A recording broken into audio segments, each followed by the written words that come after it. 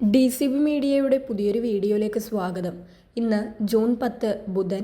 ഇന്നും തുടർന്നു വരുന്ന ദിവസങ്ങളിലും നിങ്ങൾ അറിഞ്ഞിരിക്കേണ്ട പ്രധാനപ്പെട്ട വാർത്താ അപ്ഡേറ്റുകളാണ് ഷെയർ ചെയ്യുന്നത്. ചാനൽ ആദ്യമായി കാണുന്നവർ സബ്സ്ക്രൈബ് ചെയ്യുക, വീഡിയോ ഇഷ്ടമായാൽ ലൈക്ക് ചെയ്യുക, ഫേസ്ബുക്കിൽ കാണുന്നവർ പേജ് ഫോളോ കൂടി ചെയ്യുക. ആദ്യത്തെ അറിയിപ്പ്, ചക്രവാത ചുഴിയുടെ സ്വാധീന ഫലമായി സംസ്ഥാനത്ത് വെള്ളിയാഴ്ച വരെ ശക്തമായ മഴയ്ക്ക് സാധ്യതയുണ്ട്.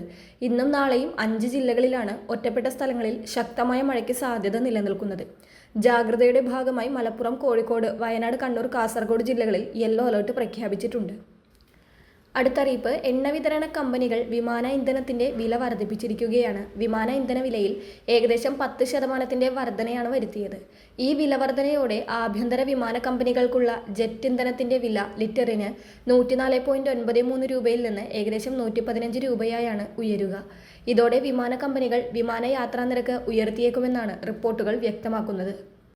അടുത്തറിയിപ്പ്, സംസ്ഥാനത്ത് സ്വർണ്ണവില കുത്തനെ ഇടിഞ്ഞിരിക്കുകയാണ്. 1,10,000-ന് താഴെ എത്തിയിട്ടുണ്ട് ഇന്നത്തെ പവൻ വില. ഇന്ന് ഒരു പവന് ഒറ്റയടിക്ക് 3,160 രൂപയാണ് കുറഞ്ഞത്.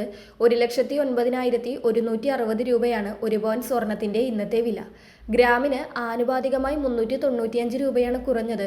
13,645 രൂപയാണ് ഒരു ഗ്രാം സ്വർണത്തിന്റെ ഇന്നത്തെ വില. അടുത്തറിയിപ്പ്, ഈ മാസം 15 മുതൽ KSRTC ബസ്സുകളിൽ സ്ത്രീകൾക്ക് സൗജന്യ യാത്ര അനുവദിക്കുന്നതിൽ അന്തിമ തീരുമാനം ഇന്നത്തെ മന്ത്രിസഭാ യോഗത്തിൽ ഉണ്ടാകും. ഇതുമായി ബന്ധപ്പെട്ട് മുഖ്യമന്ത്രി VD സതീശനും ഗതാഗത മന്ത്രി CP ജോണും കൂടിക്കാഴ്ച നടത്തിയിരുന്നു. ആദ്യഘട്ടത്തിൽ ഓർഡിനറി ബസ്സുകളിൽ മാത്രം സൗജന്യം അനുവദിക്കാമെന്നാണ് പ്രാഥമികമായി ചർച്ച ചെയ്തത്. 100 ദിവസം ഓർഡിനറി ബസ്സുകൾ പരീക്ഷണ ഓട്ടം നടത്തും. വിശദമായ പഠനത്തിന് ശേഷം മറ്റ് ബസ്സുകളിലെ സൗജന്യ യാത്രയിൽ തീരുമാനമെടുക്കാനാണ് ധാരണയായത്.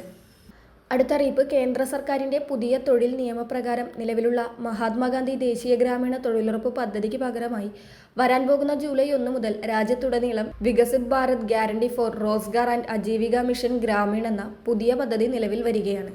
പാർലമെന്റ് പാസാക്കിയ ഈ പുതിയ നിയമപ്രകാരം പദ്ധതിയുടെ സാമ്പത്തിക ബാധ്യത കേന്ദ്രവും സംസ്ഥാനവും 60:40 എന്ന അനുപാതത്തിൽ പങ്കിട്ടെടുക്കും. പുതിയ സ്കീമിലൂടെ പ്രതിവർഷ തൊഴിൽ ദിനങ്ങൾ 100-ൽ നിന്നും 125 ദിവസങ്ങളായി ഉയർത്തുകയും തൊഴിലാളികൾക്ക് പ്രത്യേക അപകട ഇൻഷുറൻസ് ആനുകൂല്യങ്ങൾ ഏർപ്പെടുത്തുകയും ചെയ്യുന്നുണ്ട്. ഒപ്പം കാർഷിക വിളവെടുപ്പ് സമയങ്ങളിൽ 60 ദിവസത്തോളം ഇതിന്റെ പ്രവർത്തനങ്ങൾ നിർത്തിവെക്കാനും വ്യവസ്ഥയുണ്ട്. ഇപ്പോൾ തൊഴിലുറപ്പ് പദ്ധതിയിലുള്ളവർ പുതിയ പദ്ധതിയിലേക്ക് മാറാൻ പ്രത്യേകം അപേക്ഷ നൽകേണ്ടതില്ല. ഇവരെ സ്വയം പുതിയ സ്കീമിലേക്ക് മാറ്റുന്നതാണ്. നിലവിലുള്ള ജോബ് കാർഡ് ഉപയോഗിച്ച് തന്നെ തുടർന്നും ജോലി ചെയ്യാം. പിന്നീട് പടിപടിയായി ഇവ മാറ്റി റോസ്ഗാർ ഗ്യാരണ്ടി കാർഡ് വിതരണം ചെയ്യും. ശമ്പള വിതരണത്തിനായി കൂടുതൽ സുതാര്യമായ സാങ്കേതിക സംവിധാനങ്ങളും കൊണ്ടുവരും. പുതുതായി ഈ രംഗത്തേക്ക് വരാൻ താൽപ്പര്യമുള്ളവർക്ക് പഞ്ചായത്ത് വഴി അപേക്ഷിക്കാവുന്നതാണ്.